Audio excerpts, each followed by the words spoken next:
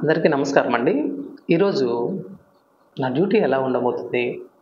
నాది బేసికల్‌గా 12 hours duty అండి. మార్నింగ్ 7 నుంచి నైట్ 7 వరకు ఉంటుంది. డ్యూటీలో మేము ఫేస్ చేసే మెయిన్ ఛాలెంజెస్, మాకొచ్చే ఇబ్బందులు గాని అయన్నీ నేను మీకు ఎక్స్‌ప్లెయిన్ చేస్తాను. తర్వాత ఇంకా రైల్వే బెనిఫిట్స్ అయన్నీ నెక్స్ట్ వీడియోలో నేను అప్‌లోడ్ చేస్తాను. ముఖ్యంగా మన రైల్వే గేట్ డ్యూటీస్ కానీ, స్టేషన్ మాస్టర్ డ్యూటీస్ కానీ, ఎస్ఎన్‌డి వాళ్ళ డ్యూటీస్ కానీ ఇవన్నీ కూడా సేఫ్టీకి సంబంధించినవండి. ఒక చిన్న మిస్టేక్ కూడా ఒక పెద్ద డిజాస్టర్‌కి దారి తీయొచ్చు. అందుకనే అధికారులు కూడా మనతోటి కాస్త కఠినంగా ఉంటారు. సో అయన్నీ మనసులో పెట్టుకొని జాగ్రత్తగా చేసుకోవాలి ఈ డ్యూటీ. పొద్దున్నే ఇంట్లో చేయాల్సిన పనులన్నీ చేసేసుకొని నీళ్ళు తేవడం, పాలు తీసుకురావడం, అలాగే కూరగాయలు తేవడం, మనం లేకపోయినా వీళ్ళు సాయంత్రం వరకు ఇంట్లో ఎటువంటి ఇబ్బంది ఉండదు అని కన్ఫర్మ్ చేసుకున్న తర్వాతే మనం రెడీ అయ్యి క్యారేజ్ కట్టుకొని నీట్‌గా నేను డ్యూటీకి బయలుదేరుతానండి. పూర్తిగా సాయంత్రం వరకు మనం ఇంటికి రావడానికి ఉండదు కాబట్టి అన్నీ 12 గంటలకు సరిపడే వాటరు, ఫుడ్డు అన్నీ తీసుకొని మనం బయలుదేరాలండి. నా విషయానికొస్తే నేను గేట్‌కి కాస్త దగ్గరలోనే ఇల్లు తీసుకున్నానండి. టైం కలిసి వచ్చిందండి. ఎందుకంటే 12 గంటల డ్యూటీ కాబట్టి. ఇదిగో ఇదే నేను వర్క్ చేస్తున్న గేటు. ఫస్ట్ మేము గేట్లోకి ఎంటర్ అయినామంటే మేము చేయాల్సిన ఫస్ట్ పని ఏంటంటే వీటిని బ్యారియర్స్ అంటారండి. ఎల్లో అండ్ బ్లాక్ కలర్ పెట్టేసి ఉంది కదా, వీటిని చెక్ చేసుకోవాలండి. వీటికి ఏమన్నా డ్యామేజ్ వస్తే ఖచ్చితంగా మనం ఇన్ఫామ్ చేయాలి, లేకపోతే మనల్ని బలి చేస్తారు. డ్యూటీ ఎక్కకముందే ప్రతి ఒక్కటి క్షుణ్ణంగా ఎక్విప్మెంట్ కానీ, లోపల గేట్లో ఉండే సామాన్ కానీ ఈ బ్యారియర్స్ అన్ని చెక్ చేసుకోవాలి. నెక్స్ట్ వీటిని చెక్ రైల్స్ అంటారండి. వీటి మధ్య గ్యాప్స్లో ఎటువంటి డెబ్రిస్ కానీ, లేకపోతే చెత్త కానీ, రాళ్ళు రప్పలు అలాంటివి ఏమీ ఉండకూడదండి. అవి క్లీన్గా ఉండాలి. ట్రైన్ యొక్క సేఫ్టీలో ఇదిగో ఈ చెక్ రైల్ అనేది చాలా ముఖ్య పాత్ర వహిస్తుంది. అవి ఏదన్నా కానీ అది ఫుల్గా ఏమన్నా రాళ్ళు అవన్నీ నిండి ఉంటే ట్రైన్కి చాలా ప్రమాదం అయ్యే ఉంది. ప్యాసింజర్స్ మీరు కూడా రోడ్ ట్రాఫిక్ వాళ్ళు వాటిలో ఏదన్నా రాళ్ళు అలాంటివి ఇరుక్కొని ఉంటే మాకు ఇన్ఫామ్ చేయండి. అంటే మేము రోజు చెక్ చేస్తుంటాము. బై ఎనీ ఛాన్స్ ఈ కంకర ట్రాక్టర్లు వెళ్ళినప్పుడు పడకూడదన్నమాట. ఇది మా గేట్ అండి. ఇలా ఎంటర్ అవుతున్నాము. బాగుంటుంది గేట్ని వరకు మనం నీట్గా పెట్టుకోవాలి. నెక్స్ట్ మన కోసం రిలీవర్ ఎదురు చూస్తూ ఉంటాడు పాపం, నైట్ డ్యూటీ చేసి. అతని దగ్గర నుంచి మనం హ్యాండ్ ఓవర్ తీసుకొని ఎక్విప్మెంట్ అంతా చెక్ చేసుకొని నీట్గా అతనికి రిలీవింగ్ తీసుకొని అతను పంపించేయాలి. ఇట్స్ వెరీ రెస్పాన్సిబుల్ జాబ్ అండి.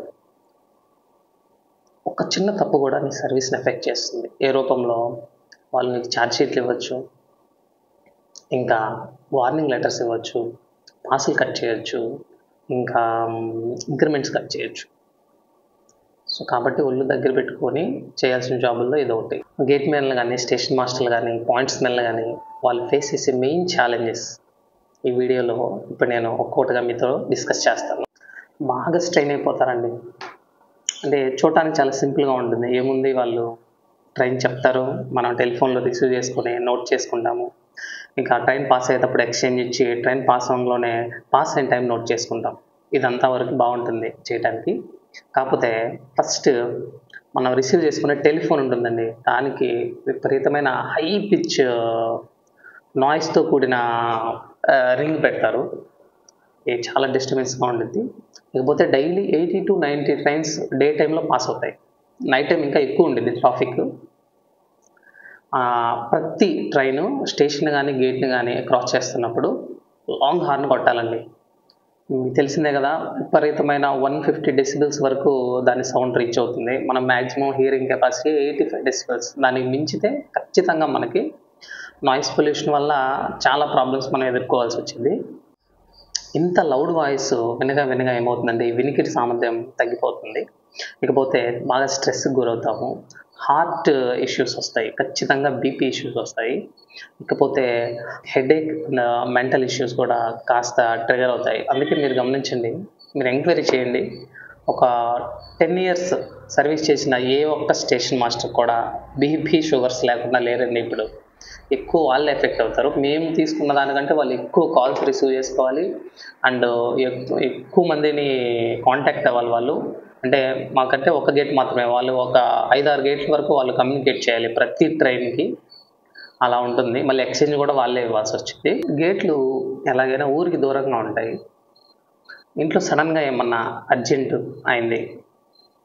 అంటే నాకు జరిగిన ఒక ఇన్సిడెంట్ చెప్తాను. ఇంట్లో సడన్‌గా ఎవరికన్నా బాగలేదు, సడన్‌గా హెల్త్ ఇష్యూ అయింది. అప్పుడు మీరు వెంటనే ప్రెజెంట్ అవ్వలేరండి. ఒకటి మీరు ట్రావెలింగ్‌కి చాలా టైం పట్టుద్ది. బట్ రైల్వేలో ఉన్న బ్యూటీ ఏందంటే ఎమర్జెన్సీ అయితే మీ అధికారులు బాగా స్పందిస్తారు ఖచ్చితంగా. వెంటనే మీకు రిలీవర్‌ని పంపుతారు. అతను రావటానికి కాస్త టైం పట్టుద్ది. ఈ టైం గ్యాప్ వల్ల కూడా ఇంటి దగ్గర కాస్త కొంచెం సీరియస్ అయ్యే సిట్యుయేషన్స్ ఉన్నాయి. మాకు నాకు తెలిసిన ఒక స్టోరీ చెప్తాను. మాకు దగ్గరలో ఉన్న స్టేషన్ మాస్టర్‌కి ఇలానే జరిగింది.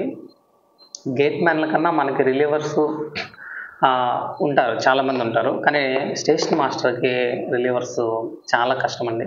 వాళ్ళ ఇంట్లో ఏదైనా ఇదైతే వాళ్ళు వెంటనే రెస్పాండ్ అవ్వటానికి వాళ్ళ దగ్గర ఉండదు. ఆ స్టేషన్ మాస్టర్ వాళ్ళ పాపకి హై ఫీవర్ వచ్చింది. చాలా 102, 103 వచ్చిందంట. ఆ మేడం ఒక్కరే ఉన్నారు. ఆ సార్ ఆ రోజు అల్లాడిపోయారంట. నేను మామూలుగా కాన్వర్జేషన్‌లో చెప్పారు నాకు ఎలా జరిగింది, ఏమైంది అని. ఫోన్ చేస్తే రిలీవర్ ఎక్కడి నుంచి రావాలండి, అతను 50 కిలోమీటర్ల దగ్గర దూరం నుంచి రావాలి.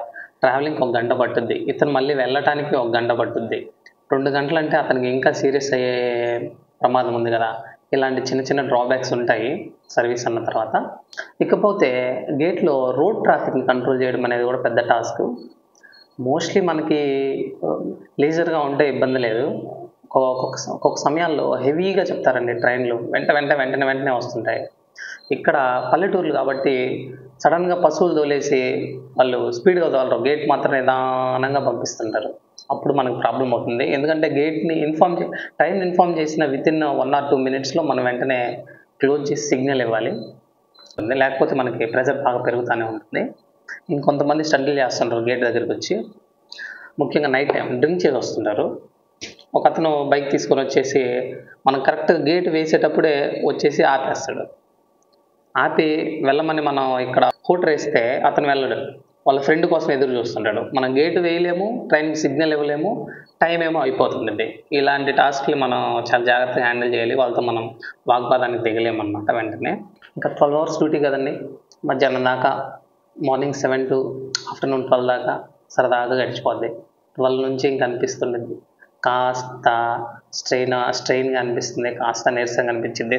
సడన్‌గా ఏమన్నా తినాలనిపించిందంటే ఈ గేట్ అనేది ఊరికి దూరంగా ఉంటాయండి. ఎక్కడ పొలాల దగ్గర లేకపోతే చిన్న చిన్న రోడ్లని కనెక్ట్ చేస్తూ అలాంటి ప్లేస్‌లో పెడతారు. ఏమన్నా తినాలనిపించింది, ఏముండవు చుట్టుపక్కల. ఇంకా ఈవినింగ్ అయితే ఖచ్చితంగా టీ, కాఫీ అనేది తాగాలనిపిస్తుంది. అలాంటి టైంలో మనం ఏం చేయలేము. సైలెంట్‌గానే కూర్చొని ఉండాలి. ఇంకేం చేయలేము. అరే! ఏమన్నా ఉంటే బాగుండు అలా అనిపిస్తా ఉండిద్ది. ఇకపోతే చాలామంది చెప్పరిది. ఖచ్చితంగా నేను మీకు ఫ్యూచర్‌లో చూపిస్తాను. నైట్ పాముల బెడద చాలా ఎక్కువగా ఉండిద్దండి. ఎందుకంటే కంటిన్యూయస్ ట్రాక్ మీద ట్రైన్ మూవ్‌మెంట్ వల్ల ఈ కంకర ఇదంతా మంచి వేడిగా ఉంటుంది. పాములు ఆ వెచ్చదనం కోసం చుట్టుపక్కల ఉన్న పొలాల్లో నుంచి వచ్చి చాలా ఫ్రీక్వెంట్‌గా కనపడతాయండి నైట్ డ్యూటీలప్పుడు. అట్‌లీస్ట్ ప్రతి నైట్ డ్యూటీలో 1, 2 కనపడతానే ఉంటాయి. ఎక్కువ ఈ ఏరియాలో అయితే ఈ చీరాల ఈ చుట్టుపక్కల అయితే కట్ల పాములు ఎక్కువగా కనపడుతుంటాయి. అప్పుడు ఖచ్చితంగా సేఫ్టీ షూ ధరించి చాలా జాగ్రత్తగా ఉండాలి. పూర్తిగా ట్రాక్ దగ్గరికి వెళ్ళడం అలాంటివి చేయకుండా జస్ట్ గేట్‌లో నుంచి బయటికి వెళ్ళడం, ట్రైన్‌కి ఎక్స్‌చేంజ్ లైట్ ఇవ్వడం, వెంటనే లోపలికి వచ్చేసేయాలి. ఇంకా గేట్ ప్రెమిసెస్ అనేవి చాలా క్లీన్‌గా పెట్టుకోవాలి. మొక్కలకు నీళ్లు పట్టుకోవడం కానీ, ఎక్కువ గడ్డి మొలవకుండా మేమే కట్ చేసుకోవాల్సొచ్చింది. ఇంకా బాత్రూమ్స్, ఇంకా గేట్ మొత్తం క్లీన్‌గా మేమే ఉంచుకోవాలి. ఇకపోతే మెయిన్‌గా అసలు ఎందుకు ఈ గేట్‌లని ఏర్పాటు చేశారంటే రోడ్ ట్రాఫిక్ కోసం. అండ్ సెకండ్ థింగ్ ఏంటంటే ట్రైన్‌ని కరెక్ట్‌గా అబ్జర్వ్ చేయాలి. ఎందుకంటే ట్రైన్‌కి అప్పుడప్పుడు కింద వీల్స్ బర్న్ అవుతుంటాయి. ఏమన్నా పార్ట్స్ ఊడిపోయి కింద ట్రాక్‌ని తగులుతా ఉంటాయి. ఇవి గమనించి వెంటనే ఇన్ఫార్మ్ చేయకపోతే చాలా పెద్ద ప్రమాదాలకి దారి తీయొచ్చు. సో గేట్‌మ్యాన్ మెయిన్‌గా ట్రైన్ కింద నీట్‌గా ఉందా, కరెక్ట్‌గా వీల్స్ అన్నీ కరెక్ట్‌గా తిరుగుతున్నాయి, ఏదైనా బ్రేక్ గట్టిగా పట్టుకొని బ్రేక్ బైండింగ్ అంటారనమాట. అది నిప్పురవ్వలు అలాంటివి ఏమన్నా వస్తున్నాయా అలాంటివి కరెక్ట్‌గా చెక్ చేసుకోవాలి.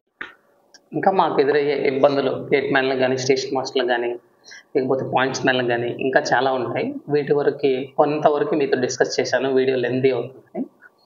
ఈవెన్ దో మాకు ఇంత ఇబ్బందున్నా, ఇంత కష్టమున్నా గూడా ఎందుకు ఇది ఇంత స్ట్రిక్ట్‌గా ఉండిద్దంటే జాబు, మెయిన్ ట్రైన్ సేఫ్టీకి సంబంధించిన జాబ్స్ ఇవి. కాబట్టి స్ట్రిక్ట్‌గానే ఉంటది. అధికారులు గూడా చాలా స్ట్రిక్ట్‌గా ఉంటారు మనతోటి. ఎందుకు ఉండాల్సొచ్చిందంటే, ఒక చిన్న తప్పిదం కూడా ఒక పెద్ద డిజాస్టర్‌కి దారితీస్తుంది. ఇలాంటి విషయాల్లో కాంప్రమైజ్ అవ్వకూడదు అంటే, మేము జాగ్రత్తగా వర్క్ చేయాలి. ఈవెన్ దో ఇలాంటి ఇబ్బందులున్నా, కష్టాలున్నా గూడా, ఈ జాబు మనకి ఒక విధమైన సాటిస్ఫాక్షన్ ఇచ్చిద్ది. ఎలా అంటే, సపోజ్ ఇప్పుడు ట్రైన్ సేఫ్‌గా మూవ్ అవుతుందంటే, ఆ సేఫ్‌గా మూవ్ అవ్వడంలో మన పాత్ర గూడా కొంచెం ఉంది అనే ఫీల్ మనకుంటుంది. అదొక్కటి చాలు అనిపిస్తుంది డ్యూటీ చేసేటప్పుడు. And thank you for watching my video. ఇంకా మీకెలాంటి వీడియోలు కావాలి రైల్వే తరపు నుంచి? ఎందుకంటే రేపు గ్రూప్ డి అలాంటి స్టాఫ్ రిక్వైర్మెంట్ రైల్వేలో చాలా ఉంది. నోటిఫికేషన్స్ వస్తూనే ఉంటాయి. బాగా ప్రిపేర్ అవ్వండి, రాయండి, మాతో వచ్చి జాయిన్ అవ్వండి. మన రైల్వేని ముందుకి జాగ్రత్తగా నడుపుదాం. Thank you so much.